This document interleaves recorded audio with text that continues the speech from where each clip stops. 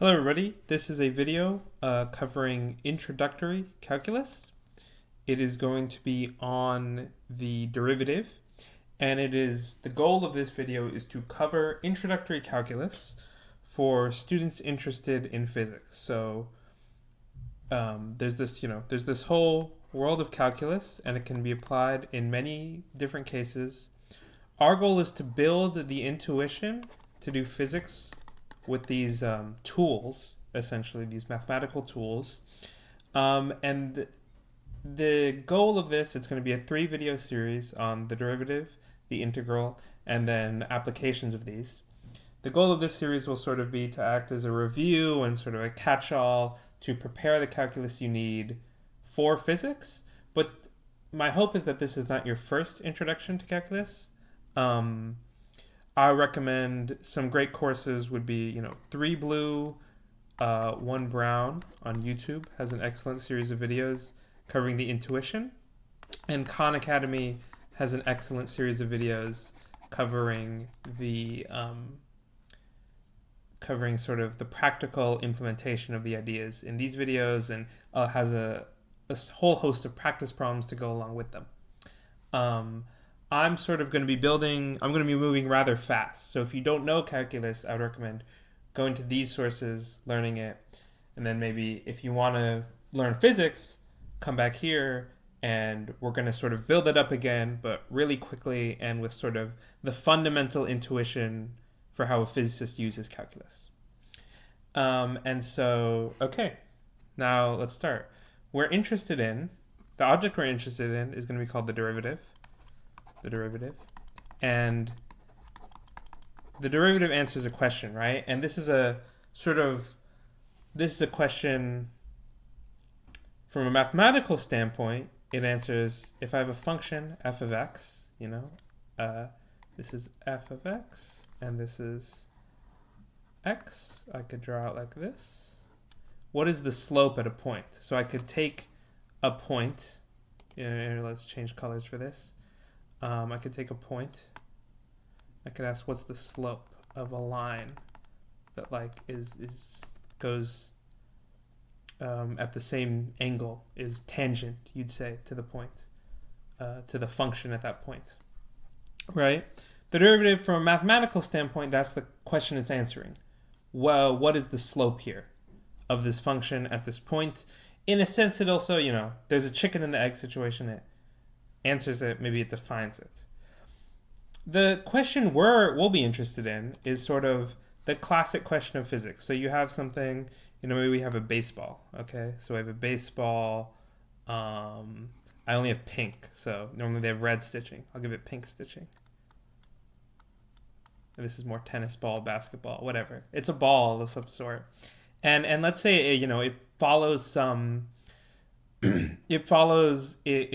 I throw it at the, I'm the pitcher, and I take my ball and I throw it at the batter, right?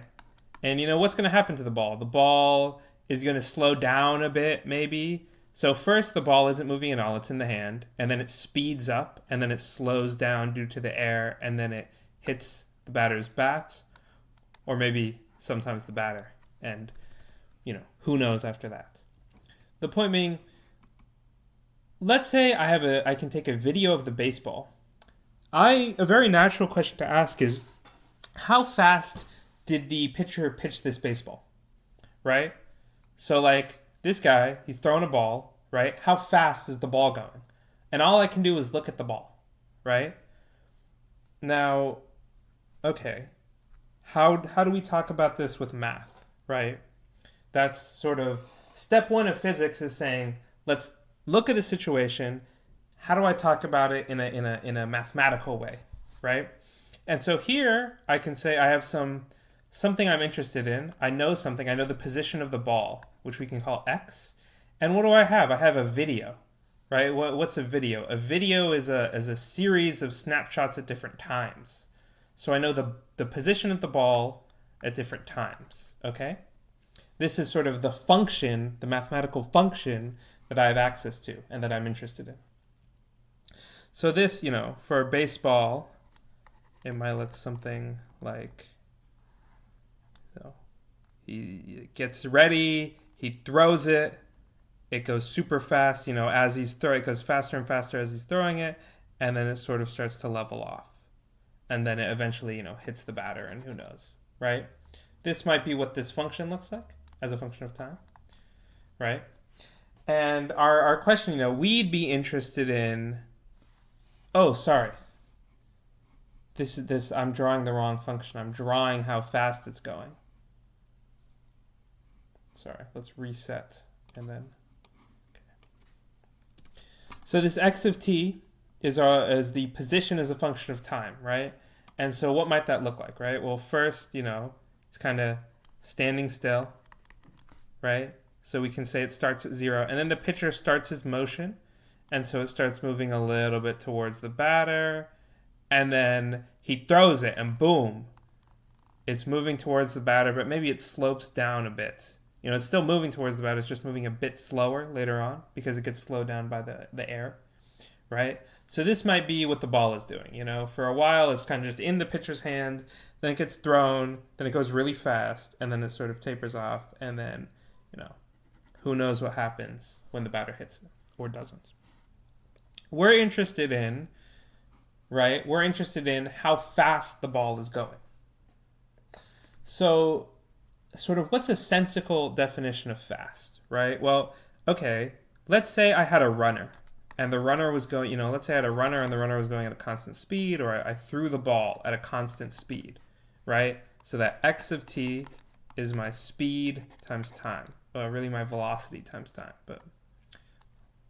And then it would just look like this, right? And to calculate the speed, I would take 2 points. So I'm gonna label these here in blue. 2 points. T1, T2, X1, X2, right? And what would I do? Well, I would say, hey, I would use the slope formula, right? I would say x of t2, sorry, wrong color. Go back to white. X of t2 minus x of t1 over t2 minus t1 is going to be equal to the velocity of the ball, or the speed, whatever you want to call it, right? And so what I've done, for this function, the definition is very, very straightforward, right? It's just going to be this rise, you probably learned this in school, rise over run formula. The rise of the function over the run. How much it changes, how much the argument changes. Here, we kind of have a different problem, right? It's not flat, but let me zoom in, okay? Let's pick a region, okay? I'm going to pick a little region, and we're going to zoom in. So we're going to call this, TA and TB, okay? And now I'm going to draw the zoomed in graph, right? Of that function. And so we take time, x of t, and we have TA and TB. And the function is going to kind of look like,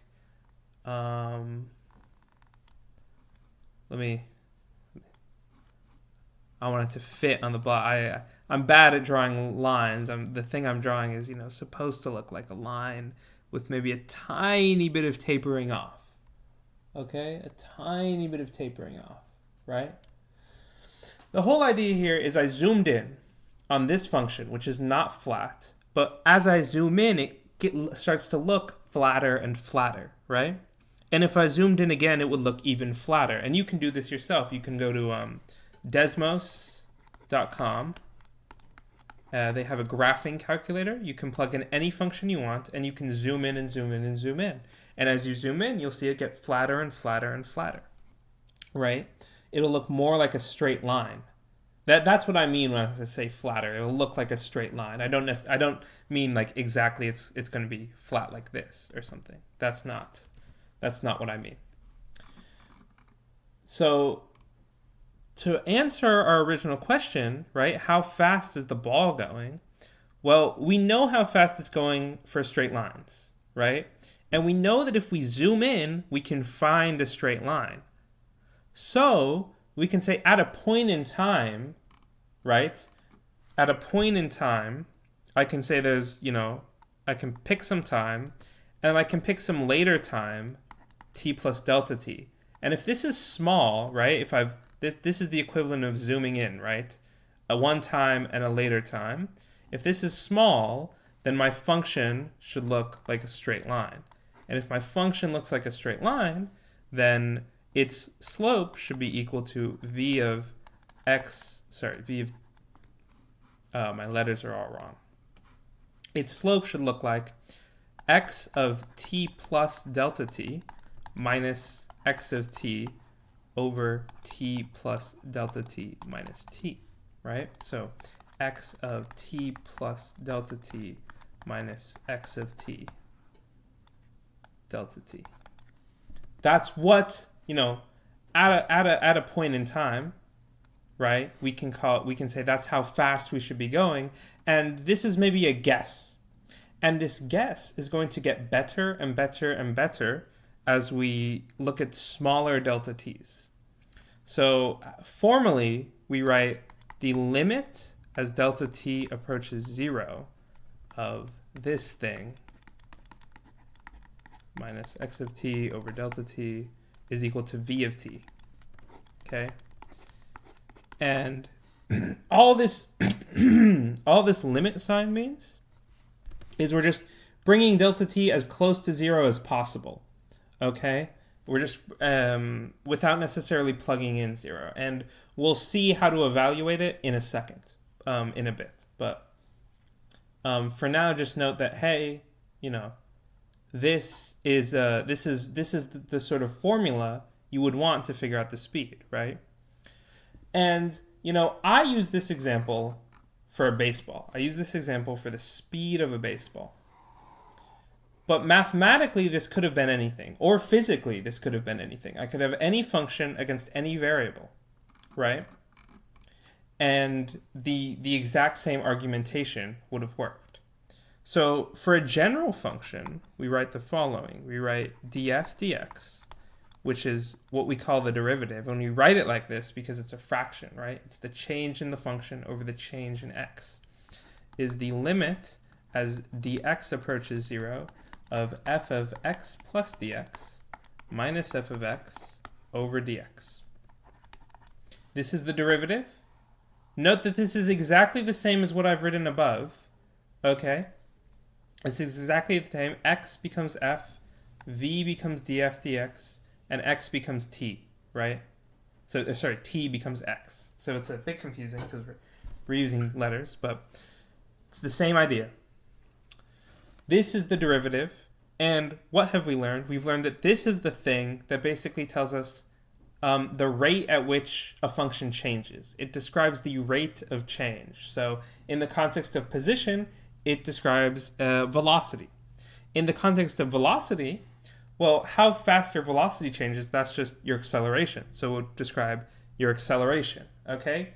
It could describe how fast temperature is moving between, a hot thing and a cold thing that are touching. It could describe how fast, it could describe how fast the battery life in your computer is going down. It could describe many, many different things, which is why it's so powerful, right? So now that we have the derivative, we're going to move on and we're going to get some properties of the derivative, and we're going to calculate some derivatives, okay? So I'm going to start with a very simple example. Suppose I had, x of t, or we'll use f of x. We'll use the fancier notation. Suppose I have f of x equals x squared. Then df dx will be equal to the limit as dx approaches 0 of x plus dx squared minus f of x. It is minus f of x, but it's also minus specifically x squared. over dx. So what did I do here? I just plugged in this formula. I just plugged in this formula down here to get this. Okay, so how do we evaluate this? Well, I know how to evaluate this, right? This is just algebra.